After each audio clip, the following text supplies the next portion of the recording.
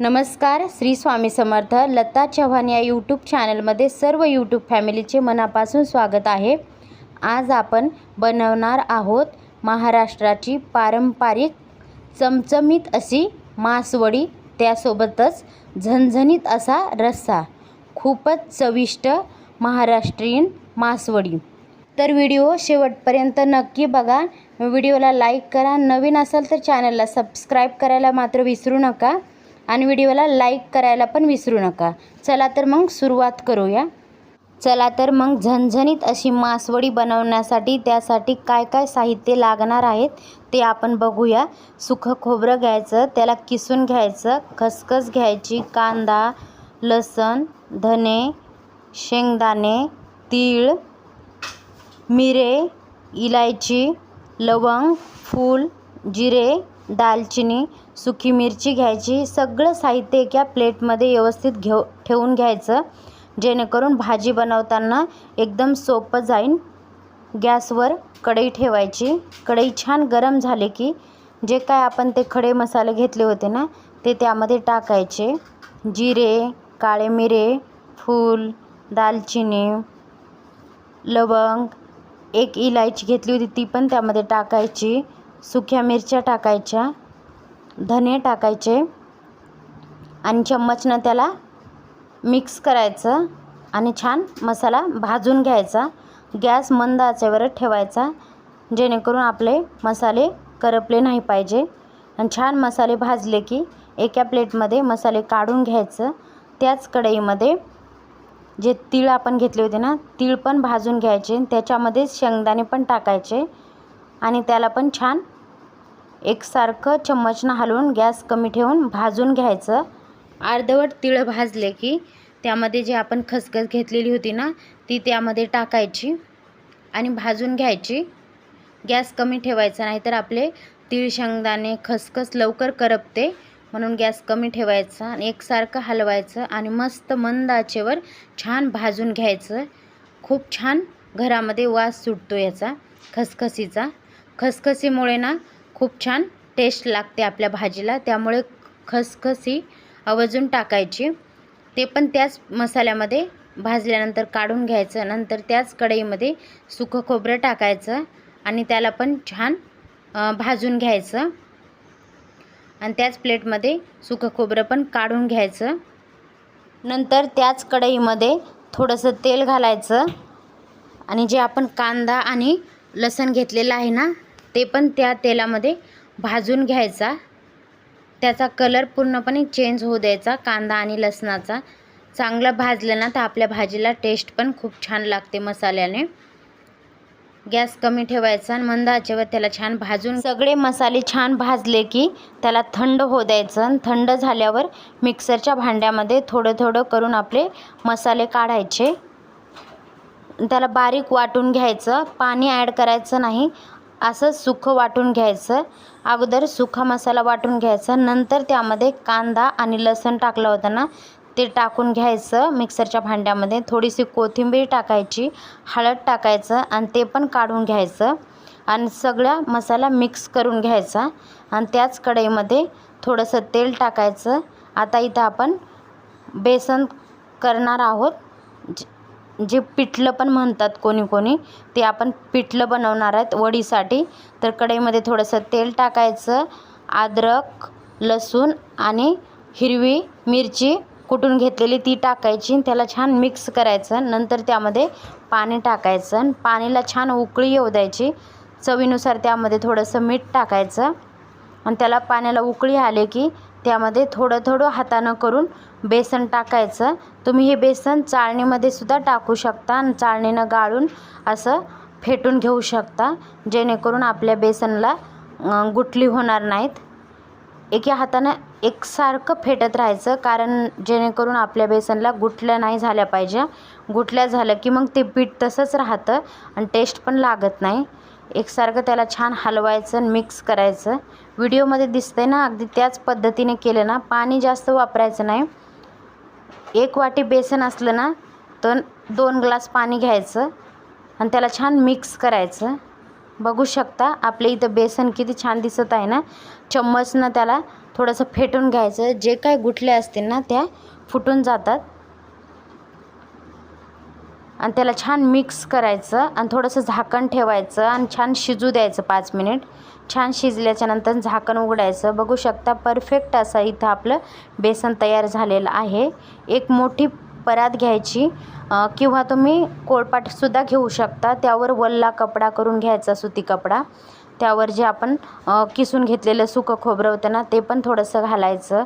हिरवी कोथिंबीर घालायची आणि जे आपण बेसन घेतलेलं आहे ना हाटल्यालं ते पण त्यावर टाकायचं आणि त्याला पाण्याचा हात घ्यायचा आणि त्याला थापून घ्यायचं. गरम गरमच हे थापून घ्यायचं, नाहीतर थंड झालं ना तर व्यवस्थित आपलं थापून घेता येत नाही बेसन आणि नंतर त्याला चिरा पडतात. म्हणून हे बेसन ना गरम गरमच थापून घ्यायचं.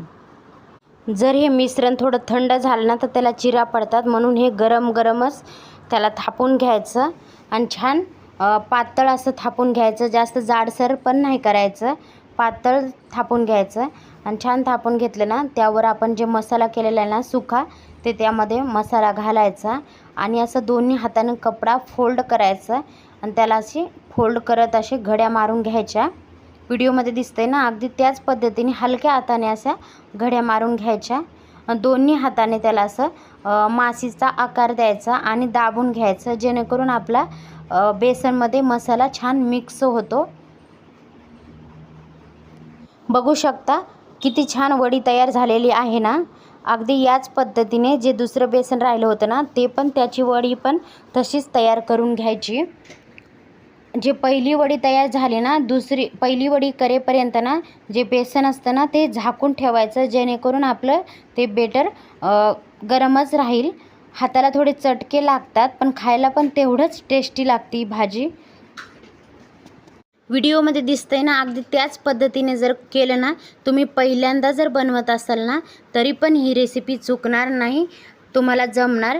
त्यामुळे व्हिडिओ शेवटपर्यंत व्यवस्थित बघा आणि व्यवस्थित समजून घ्या आणि घरच्यांना झणझणीत अशी रेसिपी खाऊ घाला. चला तर आपण रस्सा करण्यासाठी त्याला आता मसाला तयार करूया. गॅसवर कढई ठेवायची, त्यावर थोडंसं तेल टाकायचं. थोडीशी हरभऱ्याची डाळ घ्यायची आणि त्याला छान तेलामध्ये भाजून घ्यायचं. त्याच तेलामध्ये थोडासा कांदा, लसूण आणि सुकं खोबरं टाकायचं आणि त्याला पण छान भाजून घ्यायचं. जास्त साहित्य घेतलेले नाहीत, कारण की जे आपण बेसनामध्ये सुका मसाला टाकला होता ना ते पण ह्या मसाल्यामध्ये मी ॲड करणार आहे. सगळं छान भाजून झाल्यावर थंड होऊ द्यायचं. थंड झाल्यावर मिक्सरच्या भांड्यामध्ये हे मसाला घालायचा. जे आपण ते पहिला मसाला केलेला आहे ना बेसनामध्ये घातलेला ते पण उरलेला होता ते पण त्यामध्ये ॲड करायचा आणि त्यामध्ये थोडंसं पाणी टाकायचं आणि त्याला बारीक वाटून तयार करून घ्यायचं. आणि त्याच कढईमध्ये तेल टाकायचं.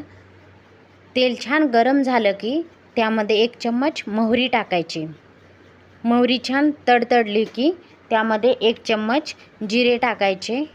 जिरे छान फुलले की जे आपण मसाला केलेला आहे ना ते त्यामध्ये घालायचा आणि त्याला चम्मचनं छान मिक्स करायचं. थोडासा कढीपत्ता आवडत असेल तर त्यामध्ये थोडासा कढीपत्त्याचे पानं टाकायचे आणि त्याला छान मिक्स करायचं. बघू शकता आपला इथं झणझणीत असा मसाला दिसत आहे आणि त्याला छान तेल सुटेपर्यंत तळू द्यायचं.